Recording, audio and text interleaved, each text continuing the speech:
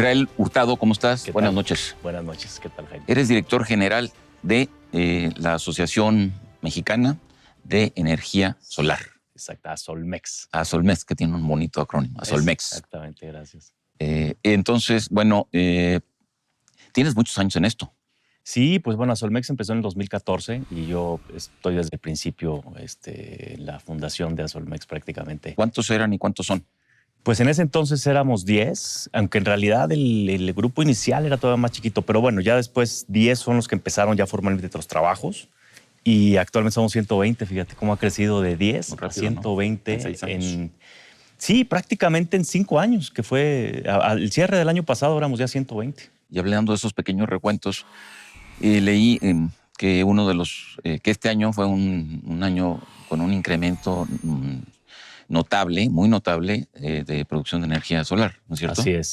Así es. Crecimos cerca de alrededor del 70%. 70. Fue un crecimiento, hemos tenido un crecimiento exponencial.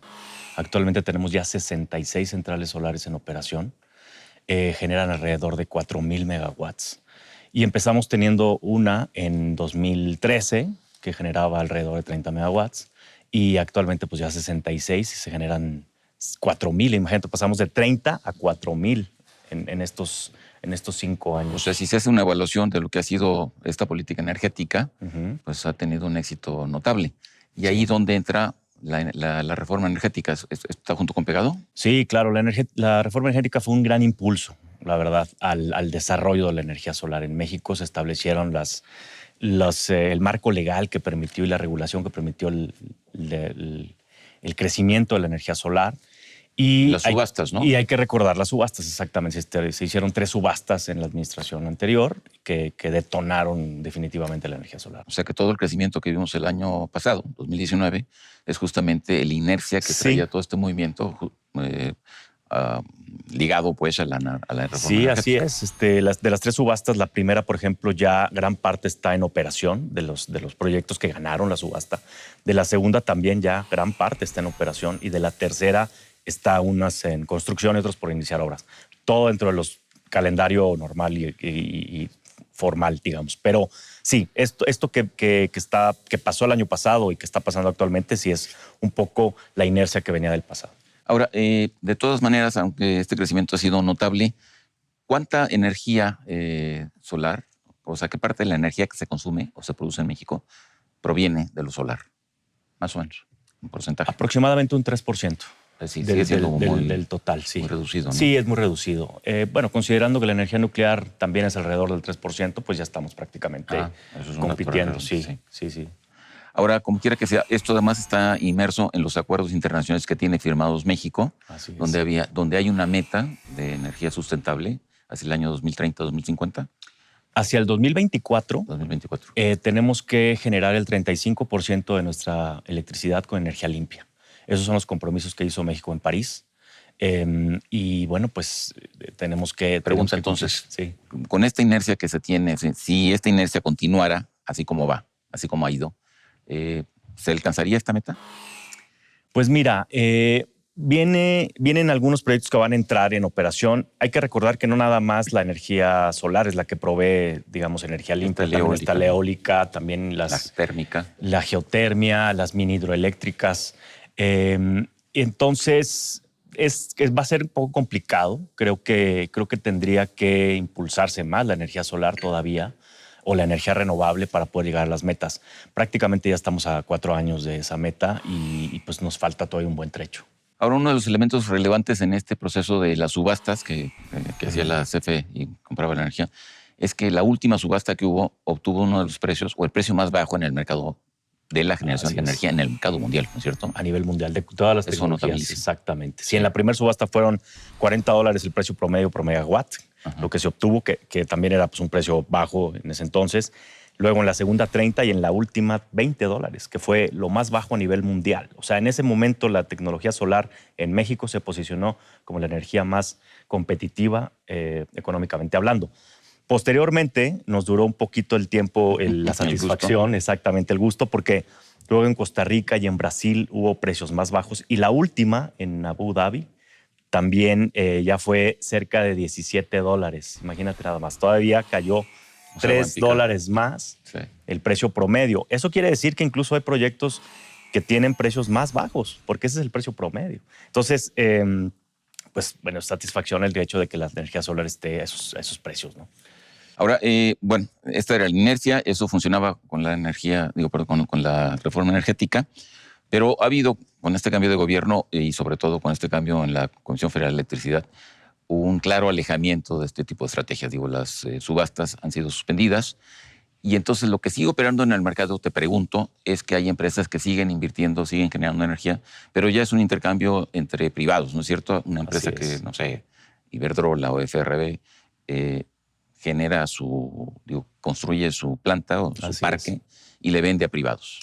Sí, contratos bilaterales de suministro de energía, exactamente. Y ahí no hay un proceso de subasta. Y es un mercado libre, entonces supongo yo. Exactamente, es oferta y demanda, digamos, y es demanda, consumo y suministro. Entonces, ahí hay acuerdos, evidentemente, entre las partes. Pero sí, de hecho, se está haciendo un par de subastas privadas para justamente colocar energía o compra de energía. Hay 2 empresas que están llevando a cabo procesos privados de subasta. Eso va a ser interesante ver los resultados, ¿no? Porque eso, digamos que sustituyó un poco a las subastas públicas. Pero entonces este mecanismo de mercado, donde tú pones tu energía, entonces hay compradores, ese opera libremente. Eso opera libremente. Hay como 2 esquemas. Uno es el mercado eléctrico mayorista, en el cual hay concurren compradores y vendedores de energía y hay un comercio de energía, ¿no? Un intercambio. Digamos como si fuera una especie de bolsa de energía, digamos, ¿no? Y por otro lado, hay acuerdos entre las partes privados, digamos, de contratos bilaterales de compra de energía. Eso también funciona. Y hay suministradores calificados de energía también que compran esta energía y la colocan. Y comercializadores. Todo esto se le conoce como el mercado eléctrico mayorista y ese está funcionando. Pues bueno, habrá que ver algunas cosas. El mercado eléctrico mayorista también se crea después de la reforma energética. Es un mercado que todavía está iniciando, en realidad es incipiente, todavía no digamos que está maduro, no podríamos decir eso, pero ha avanzado rápidamente.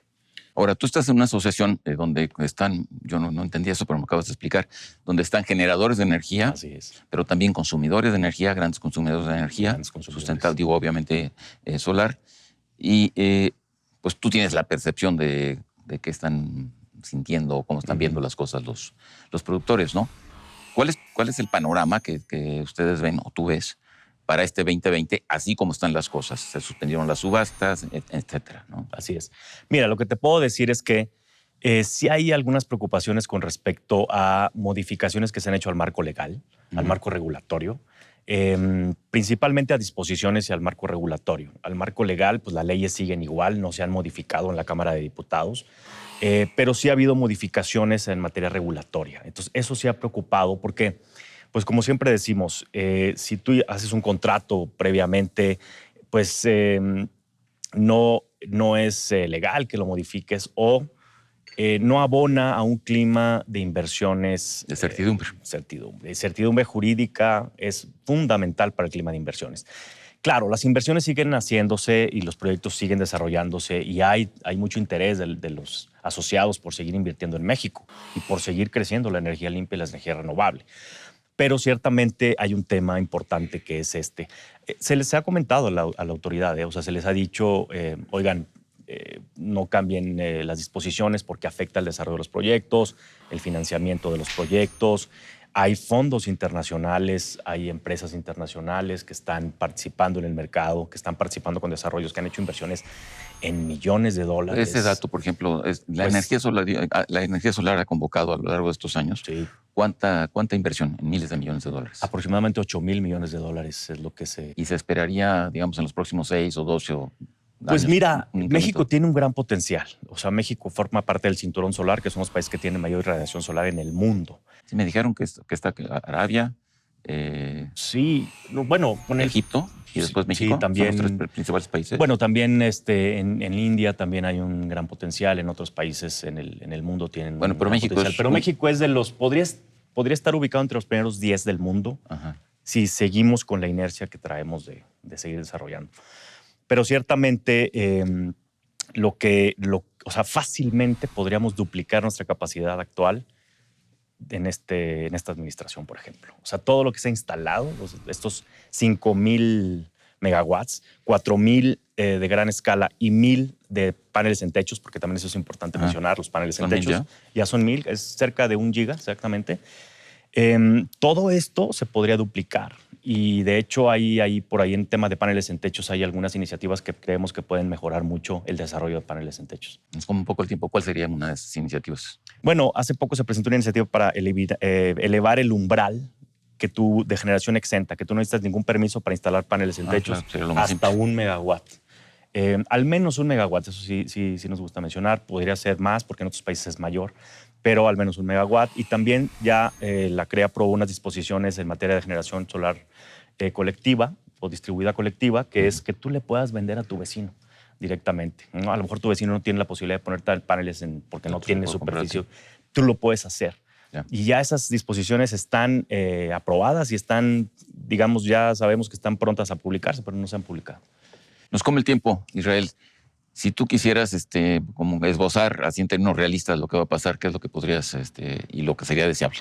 Pues mira, hemos platicado con las autoridades, con todas, para que conozcan un poco más lo que es la energía solar, lo que se ha desarrollado, lo que se ha hecho y lo que se puede hacer, el gran potencial que tiene México. El mundo se está moviendo hacia electromovilidad, se está moviendo hacia almacenamiento y México no debe quedarse atrás de esto. Pero es decir, ¿qué es lo que habría que hacer para que esto realmente fuese factible? Bueno, creo que se podrían reactivar subastas, se podrían hacer estas disposiciones de generación distribuida colectiva, se podría elevar el umbral para generación exenta y se podría, pues que no se modifiquen las disposiciones actuales ni la ley para que la energía solar siga creciendo. Ahora, una de las ventajas, digamos, geográficas de este país, teniendo esta ubicación y esta radiación solar, sería que podríamos generar energía justamente para exportar energía a nuestro vecino del norte. ¿No es cierto? Totalmente, claro. Y eso sería de una hecho, gran... ya hay una importación y exportación de energía, pero ciertamente sí, incluso en algunas partes del país sería muy útil y necesario para la propia red de transmisión de CFE que se genere más energía solar o eólica, podría ser también, en algunas partes del país que no están interconectadas o que tienen problemas de suministro, de generación, porque no tienen los insumos para generar. Por ejemplo, que les falta gas, ¿no? Entonces ahí la solución perfecta es poner una central solar. Ya. Pues a esto se le podría aplicar un poco aquella célebre frase de Mao, ¿no? De que florezcan 1,000 flores. Lo que habría que hacer es que florezcan miles de centrales privadas y que hubiera mayor competencia. Exactamente. Y pues mayores facilidades para la inversión y el desarrollo. Así es. Bueno, Israel, pues te agradezco mucho. Al contrario, Jaime. Y ojalá que este 2020 o 2020 pues sea mejor de lo que parece que va a ser. Esperemos que sí. Sí. Ok. En contexto, buenas noches. Hasta la próxima semana.